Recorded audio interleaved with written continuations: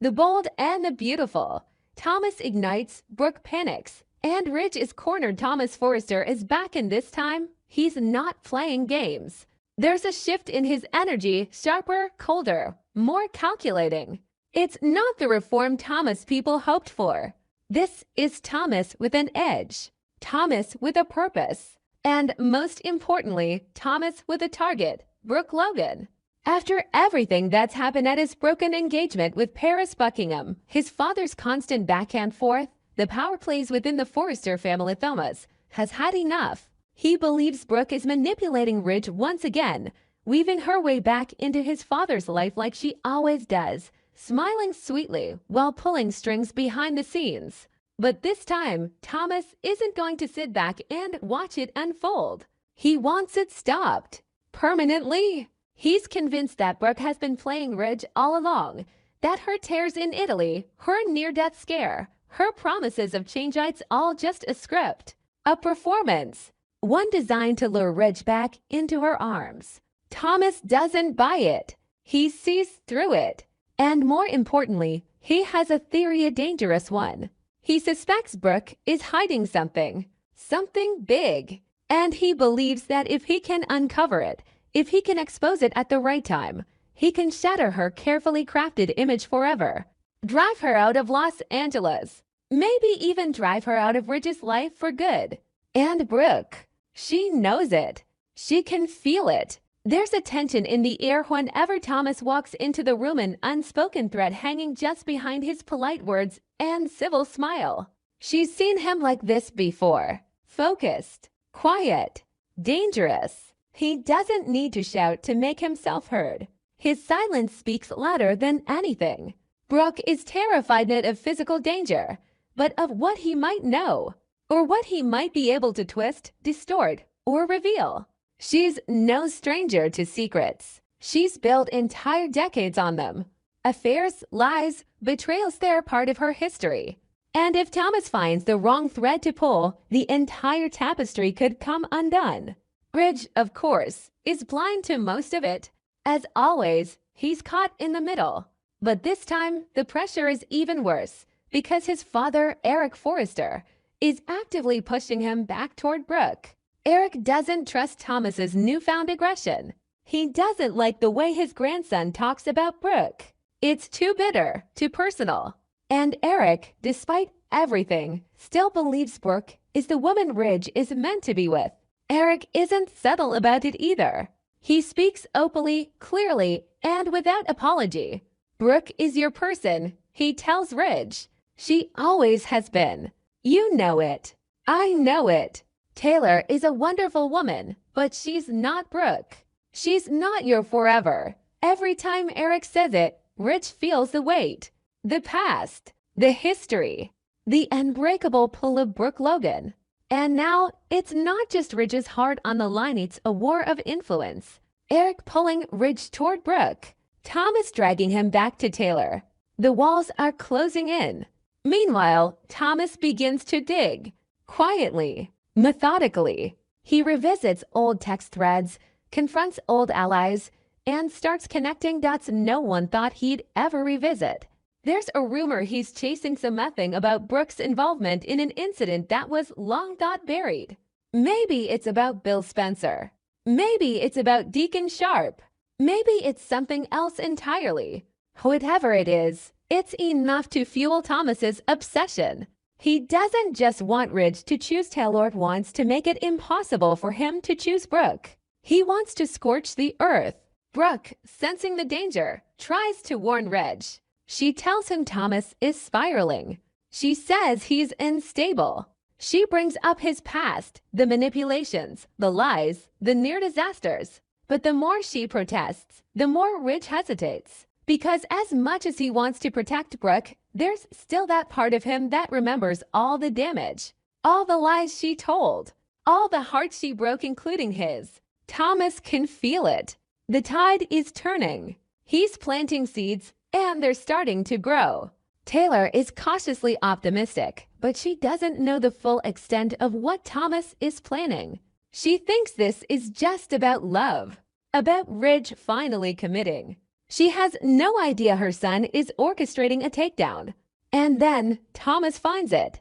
The leverage. The secret. Something from Brooke's past that could detonate her entire standing in Los Angeles. It's not just gossip, it's damning. And Thomas knows exactly when to use it. Not in private. Not behind closed doors. He wants the moment public. He wants everyone watching. He wants Brooke to feel what his mother felt all those years: humiliation, betrayal, and the bitter sting of loss. But he makes a mistake. He underestimates Eric. Eric catches wind of the plan. Maybe through Donna. Maybe through Ridge. Maybe he sees it in Thomas's "ice too much fire, not enough sense." And Eric steps in. Not with threats. With history. He reminds Thomas who Brooke has been to this family. The love, the loyalty, the decades of survival. Eric doesn't defend everything she's done, but he defends her right to be a part of the family. "We don't erase people, Thomas," he says. "We fight. We hurt. We heal. But we don't destroy." It rattles Thomas, but not enough to stop him. The train is already moving. Back at the Forrester mansion, Ridge sits alone, torn. The voices are loud. Taylor's hope. Brooke's fear. Eric's wisdom. Thomas's fury. Every corner is pulling him in a different direction, and for the first time in a long time, Ridge doesn't know who to trust. He remembers the vow he made in Italito Brooke. The tears in her eyes. The way she looked at him when he saved her life. That moment was real. It meant something. But then he hears Taylor's voice, the softness, the steadiness, the years of patience. He thinks of the life they could build. A life without chaos, without scandal, without Brooke. But it's never that simple. As Thomas prepares to go nuclear, Brooke turns to the only person she has left, Eric. She pleads with him to stop Thomas, to intervene before everything blows up. She's not afraid of secrets. She's afraid of destruction. Eric makes no promises. He's caught in the crossfire too. And then the final twist, Ridge walks in on a conversation Thomas and Taylor, speaking candidly to candidly. He hears enough to realize the truth. This isn't just about love. It's about revenge, control, elimination. Ridge realizes he's being US'd not just by Brooke, not just by Thomas, but by everyone. His father, his exes, his son, each one pulling for their own version of him, their own idea of who Ridge Forrester is supposed to be. And in that moment, the decision becomes clearer. Not because of love, not because of loyalty, but because of survival. Ridge has to choose not just who he loves, but who he can live with, who he can trust, and who he can't. Thomas may think he's won. Brooke may believe it's over.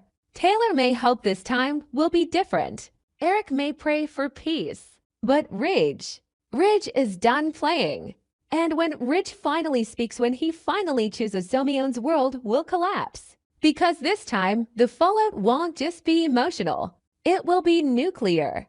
The bold and the beautiful. A storm of loyalties, lies, and love on the September 5th episode of The Bold and the Beautiful. The stakes climb to new heights as Ridge Forrester stands on the edge of another monumental decision, one that could shift the entire Forrester family dynamic yet again. For a man who's made a career out of swinging between two women, Ridge now finds himself under even tighter scrutiny from his father, his son, and the two women who continue to divide his heart and loyalty. At the heart of the chaos is Thomas Forrester, Ridge's son, who seems more emboldened than ever. He has already broken off his engagement with Paris Buckingham, cold, clinical, and final. There was no drama, no elaborate explanation, just a clear signal that his loyalty and emotional bandwidth are being redirected elsewhere. And that elsewhere is firmly toward his mother, Taylor Hayes. Thomas is all in for Team Taylor, and he's not shy about it. His support isn't just emotional, it's active. He's not only urging Ridge to keep his promise to Taylor and finally marry her, but he's also willing to throw Brooke under the bus to make that happen. And while Thomas might see this as protecting his mother's happiness, Others simply Eric Forrester see it for what it is, manipulation dressed as devotion. Eric Forrester, the patriarch who has seen it all, is no fool. He's caught wind of Thomas's subtle and not so subtle digs at Brooke Logan. And while Eric does hold some sympathy for Thomas, especially given the young man's decision to walk away from his own engagement, that sympathy only goes so far. Eric has always had a soft spot for Brooke, and he's never shied away from defending her, especially when she's not in the room to defend herself. Eric is quick to confront Thomas. He questions his grandson's motives. Why the sudden push for a wedding? Why the campaign to cast Brooke as the villain? And why now, of all times? Eric's concern isn't just for Brooke, it's for Ridge too. He knows the pain that comes with forcing a relationship for the wrong reasons. And deep down, Eric suspects Thomas isn't being entirely honest, either with Ridge or with himself. But here's the kicker. Eric isn't exactly playing fair either. While he's condemning Thomas for trying to nudge Ridge into Taylor's arms, he's also doing his own behind-the-scenes lobbying on behalf of Brooke. He wants Ridge to remember his promise to her. He wants him to honor the connection that has pulled them together time and again, through heartbreak, betrayal, and everything in between.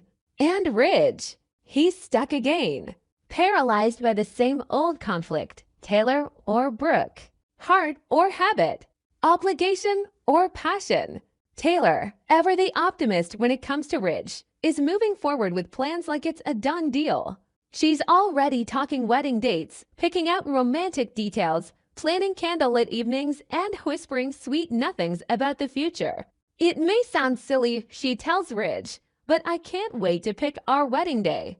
I want it to be soon. There's a kind of desperation in her excitement, like she knows if she doesn't lock this down quickly, it'll slip through her fingers again. Ridge is nodding along, smiling through it, trying to feel what he's supposed to feel. But the ghost of Brooke Logan is never far away, especially not after what happened in Italy. Ridge saved Brooke's life. That moment was supposed to be a turning point. He looked her in the eye, promised her they'd find their way back to each other, that they weren't finished. And then a thing. No follow-up. No action. Just silence, and now Taylor's voice drowning everything else out. But Eric won't let him forget. Every time Ridge tries to lean into the fantasy of a fresh start with Taylor, Eric reminds him of his promise. Reminds him of Brooke. It's a quiet pressure, but it's relentless. And Ridge is cracking. Thomas doesn't care. As far as he's concerned, Brooke had her chance. Taylor is the better match for Ridgestable, loyal, and above all, the mother of his children. Thomas is more than happy to throw Brooke under the bus to make that vision a reality. He tells Eric, unapologetically, that the best thing in his life right now is the upcoming wedding of his parents. That's the anchor he's clinging to. That's his mission. But Eric hears something different. He hears a man trying to force a fairy tale, using guilt and obligation as leverage. He challenges Thomas to think beyond his own needs, to stop weaponizing loyalty and family history. He doesn't say it outright, but the implication is clear. Ridge has a pattern, and this smells like another loop in the cycle. What Ridge doesn't realize is how thin the ice is beneath his feet. Both Taylor and Brooke are watching, waiting, and if he fumbles the if he plays them both again, there may not be another chance to fix it. Taylor is eager, yes, but she's also been burned. Brooke, ever the fighter, is trying to keep her dignity intact, but she's keeping score. And yet, the bitter truth is this: neither woman is letting go. They've fought too long, sacrificed too much, and invested too deeply. Brooke and Taylor have been circling Ridge for decades. Their love for him, however complicated, has become part of who they are. And that's exactly what Ridge has always counted on. No matter what happens, one of them will always take him back. Until, perhaps, they don't. But Friday's episode is not about clarity. It's about pressure. Ridge is being cornered, his son, by his father, and by the women who love him. Taylor wants a date. Eric wants a conscience. Thomas wants closure. And Ridge, as always, wants a way out that doesn't exist. The irony is almost poetic. Everyone is pushing Ridge to choose, but none of them are giving him the space to figure out what he truly wants. And maybe that's the real tragedy Ridge doesn't know. He never has. He moves from one woman to the next like a pendulum, never stopping long enough to understand why he keeps swinging. The episode ends not with a resolution, but with a buildup. The air is thick with unsaid truths and misplaced loyalties. Thomas is convinced he's saving his family.